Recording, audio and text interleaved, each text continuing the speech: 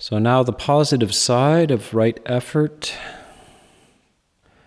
and this involves the stirring up, creating of energy, the bringing up into creation of wholesome mental states that have not yet arisen. Wholesome mental and emotional states. So these are feelings we're bringing up and creating. And I think it strikes a lot of people in the culture that they don't know they're allowed to do that. They do it, they seek ways of changing their moods, they seek ways of making themselves more happy. But usually it relies on something external. The idea that you're just allowed to sit in a room and stir up positive mental states without needing any particular good news from the world is not taught in primary school. So this is actually sitting down and playing with the machinery of the mind, trying to bring into creation these positive emotions, but with the right source.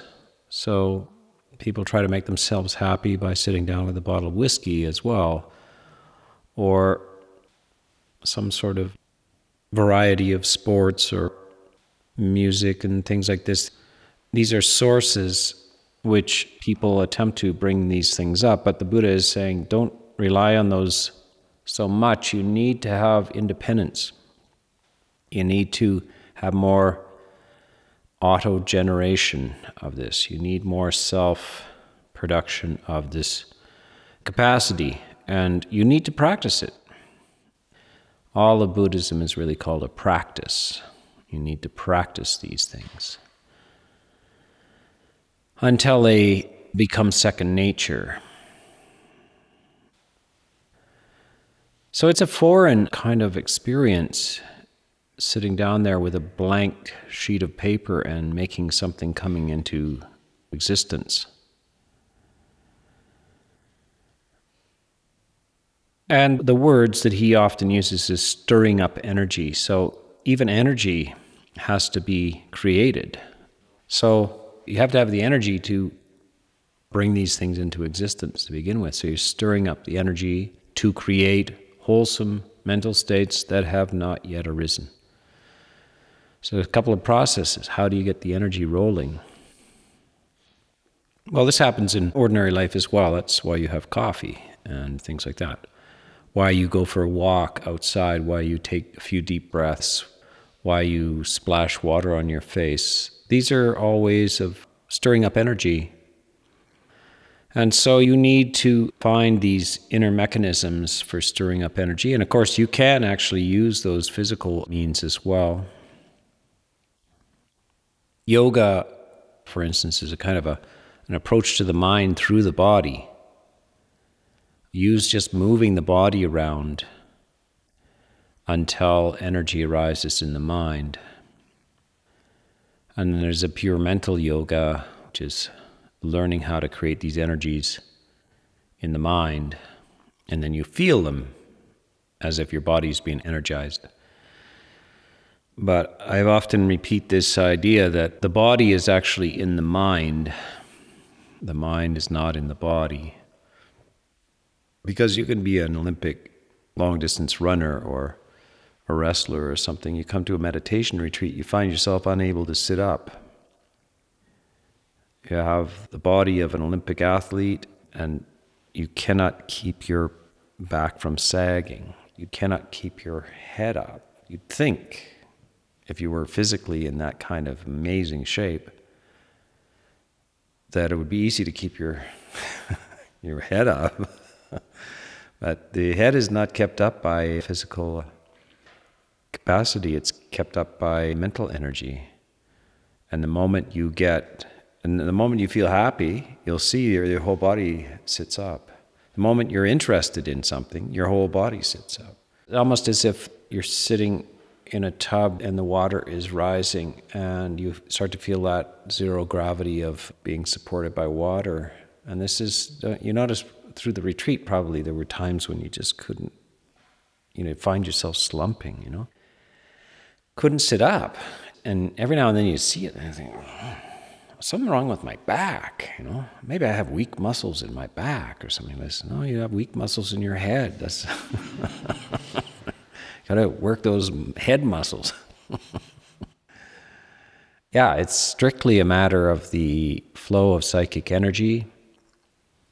And psychic energy is a vague term. It's really that when you're interested, when you've caught your own interest, then you will immediately sit up. Usually you wait for the world to catch your interest. But this is something we also have to learn to do without external interesting experience. That's why we keep you in a low sensory environment. The most exciting thing out there is the leaves coming out. There's the odd bird whistle as well, but not much more than that. That can be quite enchanting if nothing else is going on. But we can't wait and rely on the world to provide us with interesting data. We need to generate interest in the mind itself. We can focus on various topics, and these topics are for the purpose of bringing in wholesome emotional states. And so when we're interested, our body will sit up, and we don't have to be at all an Olympic athlete, or, you see some elderly monks that sit up very nicely for endless hours, and they haven't done a lick of exercise for the last 35 years, so how do they do it? It's because the energy is coming from the mind, not from the body. Your body is in your mind. And so you need to generate images and structures that capture your attention, but you have to also put a lot of energy into focusing. This is why we give you such topics as the breath, because it is a very flat, neutral object. It's not intrinsically interesting at all, and so it gives you a tremendous challenge to actually sustain attention on just the fact that you're breathing. Of course, if you were in a situation where it was a question of not being able to breathe, you'd be awfully interested in your breath. But it's only when we take it for granted that it's a neutral, dull subject. But the Buddha gives you that in order to, and realizes it's a tremendous demand on attention to actually make that interesting, or to be interested in the breath enough that you can stay with it. But you're generating the capacity. By doing this, you're exercising the mind's strengths. You do this, getting it to sustain itself on an object. Ajahn Chah would talk about when you want to strengthen the body, you move it around. When you want to strengthen the mind, you make it still. It's tremendous feat of effort to get the mind to be still. And the more you practice it, the more the strength of the mind coming to stillness. And then even when you direct it to the mildest, sort of what you formerly might have considered to be uninteresting, you actually can, what you're doing is invigorating the world that you live in. You're invigorating your ordinary life. Your ordinary life becomes more interesting. When you're waiting for extraordinary moments in your life to be interested, then you weaken the capacity of the mind to appreciate your ordinary life. So we're trying to bring up the quality of your ordinary life. There's nothing unexciting about it. It's a matter of that your interest is waned.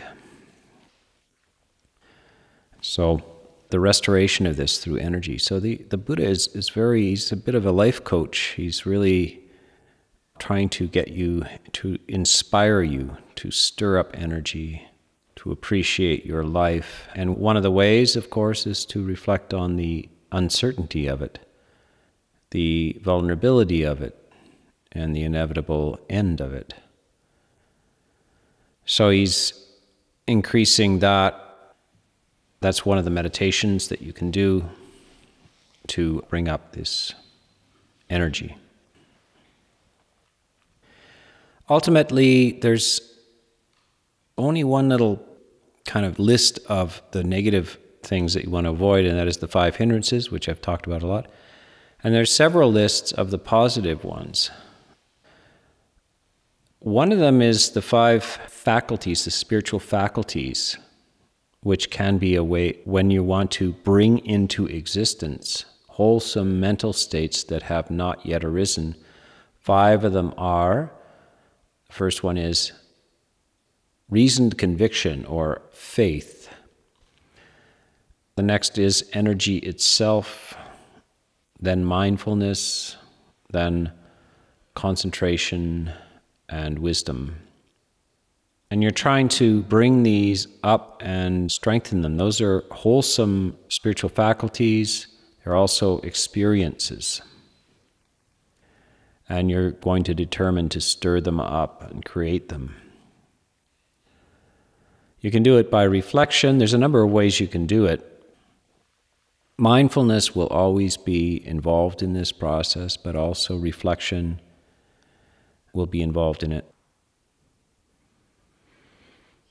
That first faculty is incredibly important. It is what's called saddha, or faith.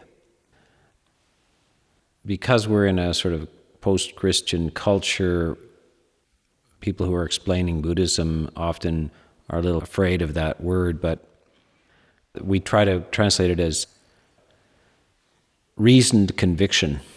But conviction it is. The ability to make a move in a certain direction without having all of the facts available. To take a chance and go in a certain direction, to make a move. In this time, there's a lot of development of critical thinking and analysis. That's the nature of the educational system, and so that kind of making a move is not featured, although you will find it in science and even mathematics, and that in order to initiate something, to go into the unknown, you have to take steps where you're out of the known, and you have to actually generate energy and go into the unknown. Because it's paralytic. If you need to know everything ahead of time, if you doubt everything, it's paralytic.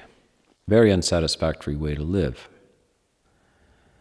So there's something really restorative and very important to the human heart is to set off on this adventure into the uncertain and into the unknown. And that's very invigorating as well.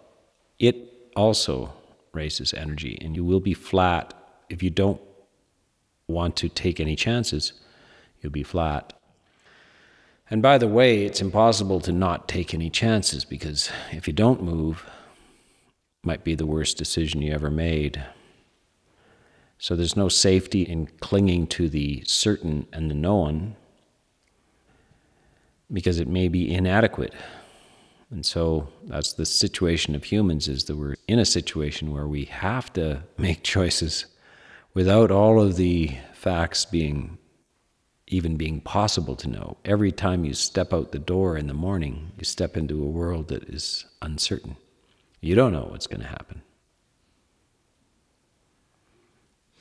You're going to have to make choices about certain things you can't possibly foresee, and this happens every day of your life. It happens every hour of your life.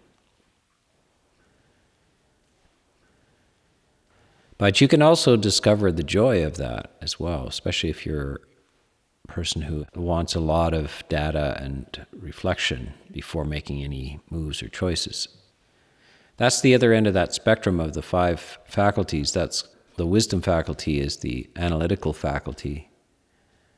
And the danger there is that it can turn into the skeptical faculty, the pure skepticism, where there's an infinite number of possible things and you just end up being paralyzed by infinite doubt. However, it's not useless, it's quite useful. Because you can't just be running into the dark all the time. You can't be just plunging into the unknown. There are people who, you can see that, they make bad choices. They want to see how far the ice goes out in the spring, see how far you can walk out on the ice. It's bold, but it's, at the same time, there's certain amount of caution that should be exercised, some reflection. So they have the faith faculty in spades, but that's called gullibility. To just believe anything is gullible. To believe nothing is paralytic skepticism. Both of those are unsatisfactory. There's some sort of balance between the wisdom faculty and the faith faculty that needs to be processed. And that's why we call it reasoned conviction, and not pure skepticism, but wise reflection.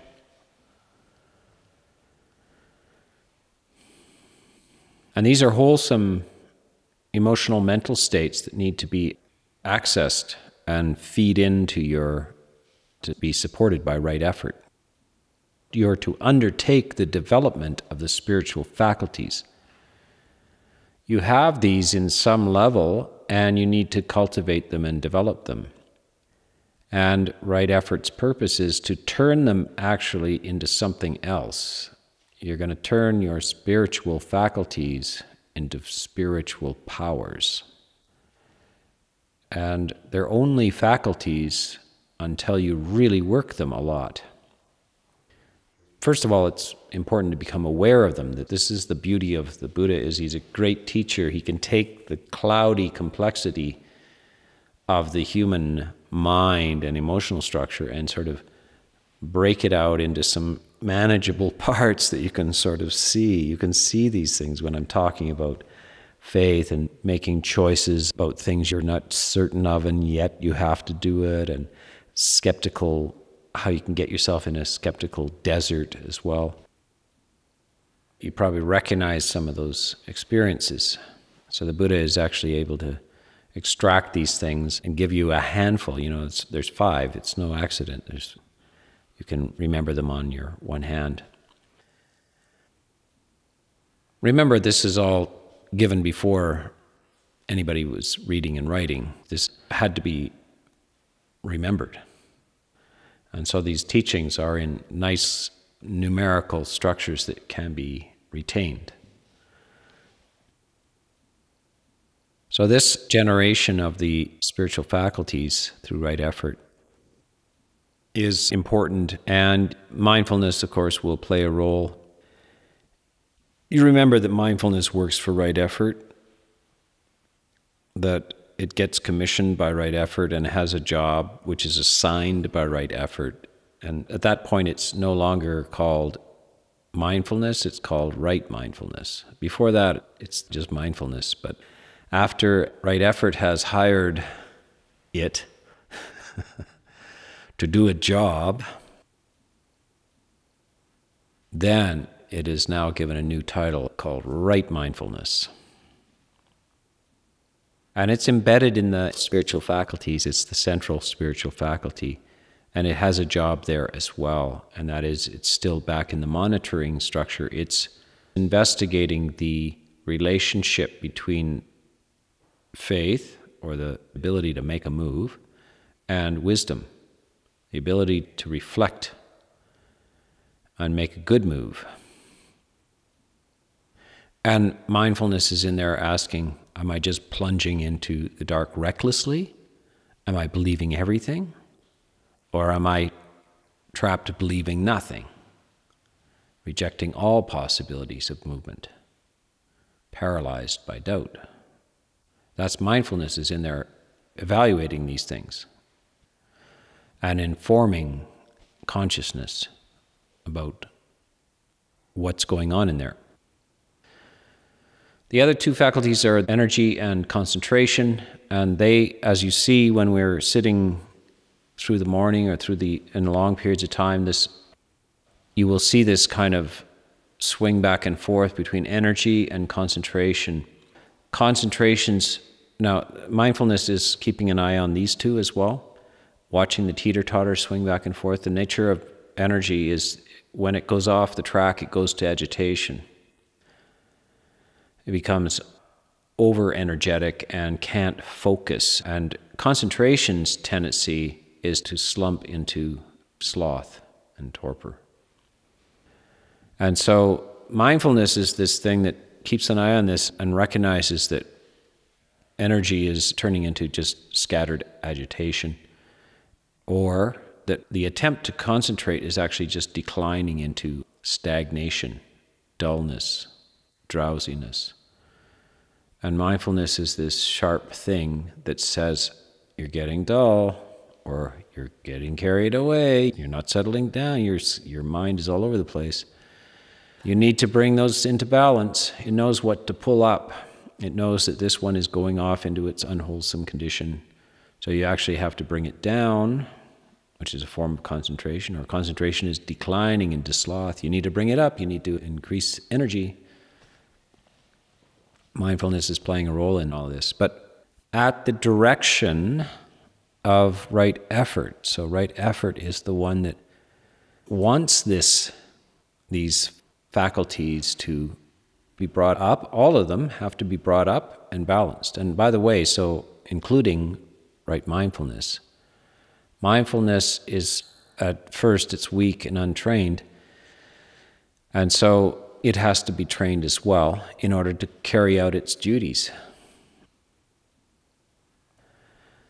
So in the end, these five faculties start to merge together. They become a unit and they become balanced. So the purpose of all of this is to balance the five faculties, strengthen the five faculties, balance the five faculties until they become five powers, spiritual powers. The spiritual powers are identical to the faculties.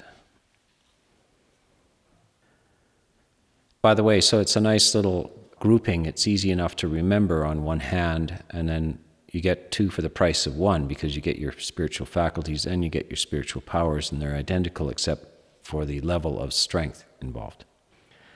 And out of that, you get 10. You get 10 of the factors of awakening. There are 37 altogether, and you just got 10 right there. It's nice. These are things that need to be cultivated. By the way, you won't have to remember all 37 for the test class.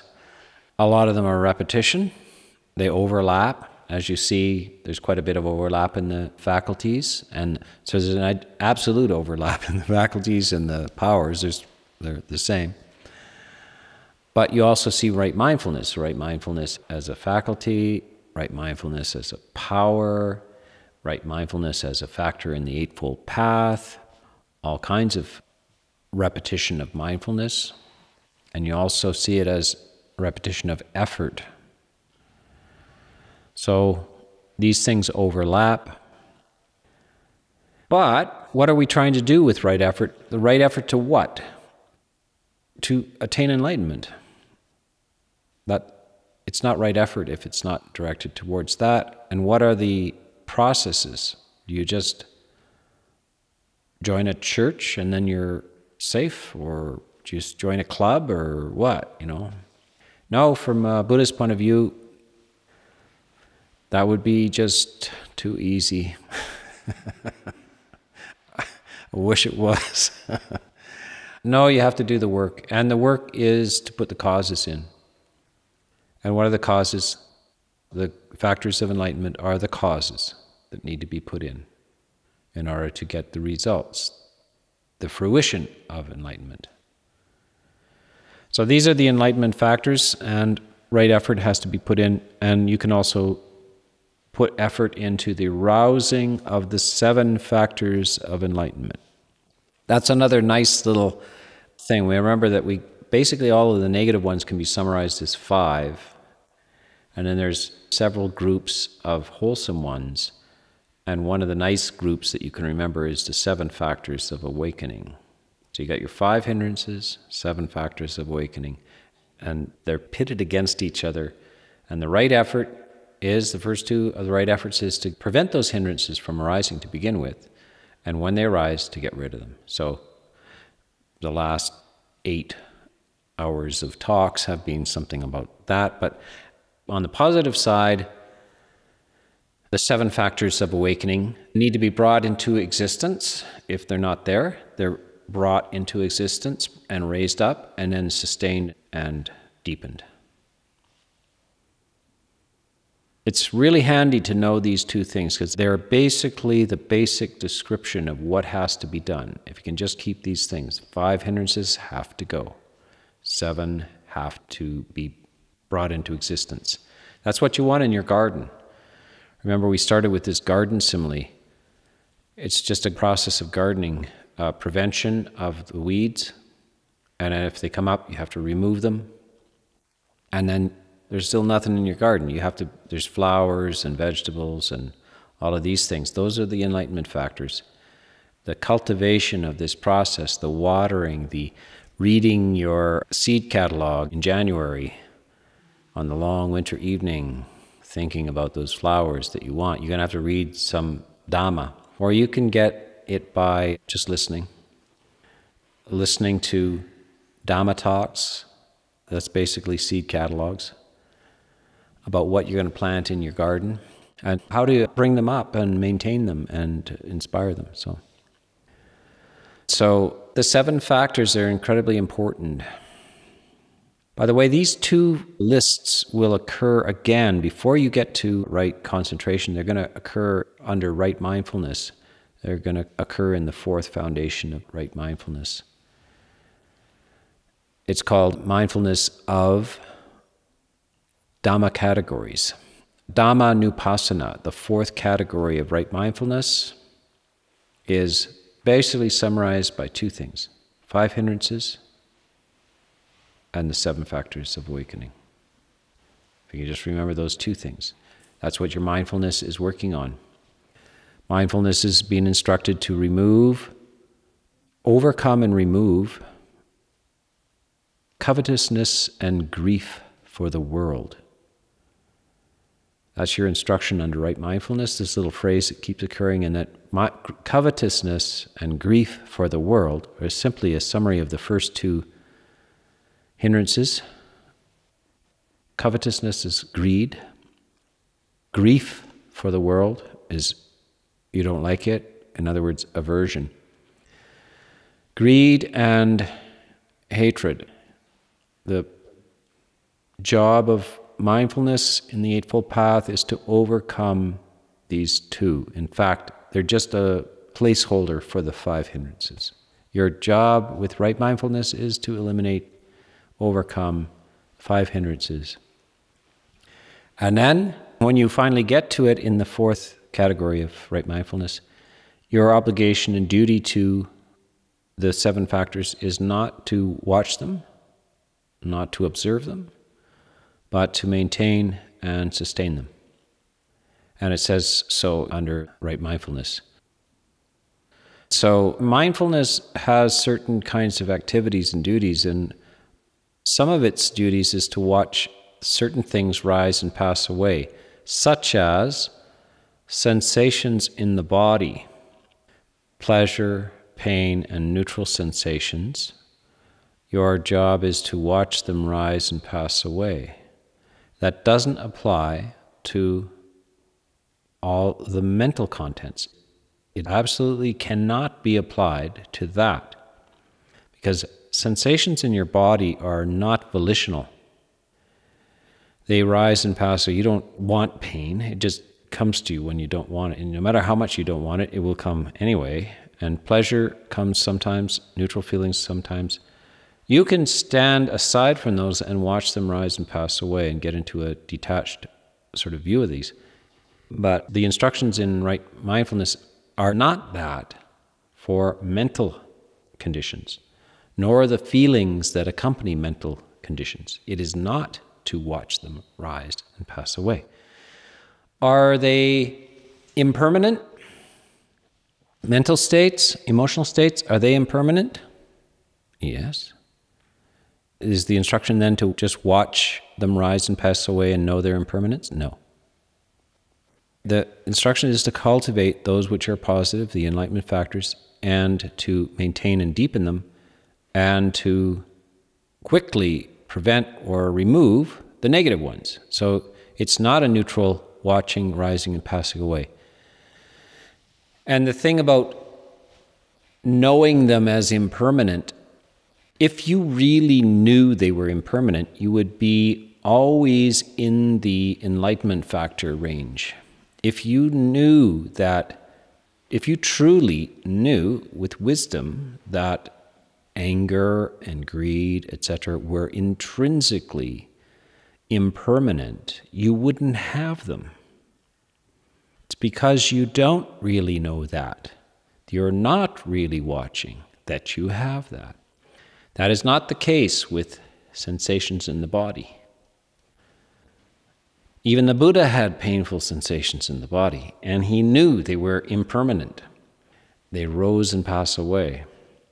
He knew that.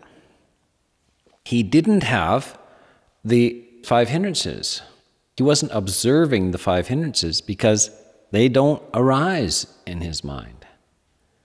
What does arise in his mind? Anything? Yes. 7 factors of awakening continue to arise. He is experiencing those emotions and mental states. Does he know they're impermanent? Yes. Is he just observing them as rising and passing away? No. He's sustaining and choosing amongst them. It's very, very, very important, this distinction. And it's frequently confused, people having the idea that they can be objective and detached at the same time they're experiencing what is really called attachment. You can't be. You're not both. You intellectually know, oh, this anger is rising and passing away. You intellectually know that. It's not good enough. That's not the definition of knowing. To know and not to do is not to know. If you can't pull it off so that it's gone, then you don't know. You don't know it deeply enough. So this is the development of the spiritual faculties till they're powers. When they're powers, they change how you experience reality. They change your relationship to the physical feelings of pleasure, pain, and neutral, the physical bodily feelings, and they change your relationship to negative emotional states and positive emotional states. They change it. That's why they're called powers. They have power to do that now. You're on the track. Yeah. So this is what is meant under right effort for the two positive, the stirring up energy, creating wholesome mental states that have not yet arisen and bringing them into existence. And this is, what are the wholesome mental states? That which leads to enlightenment. You can have them as a nice little list of the 7 factors of awakening. Also, you can bring in the spiritual faculties, and you can also bring in the 4 sublime abidings: loving kindness, compassion, sympathetic joy, equanimity, are also great assistants of the development of the enlightenment factors. They are wholesome mental states which can be brought into existence.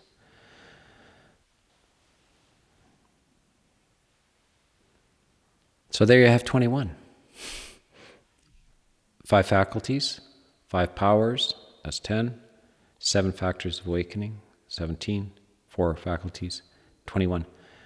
Wholesome mental states that can be generated, brought in. You can be always working on these things. You can feature some you can take a month and just work on your spiritual faculties. And you can take a month and just work with the 7 factors of awakening.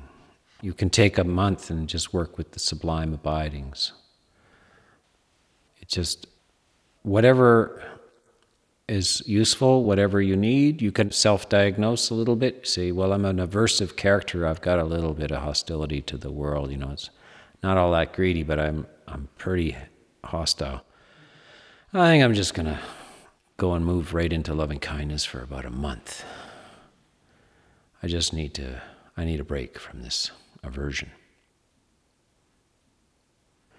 So you can self-diagnose and work and just feature some of these collections of teachings for long periods of time. A month is a very short time to spend in heaven, isn't it? In a sublime mansion, the great mansion of loving kindness. Who wants to move out? Stay in there as long as you want.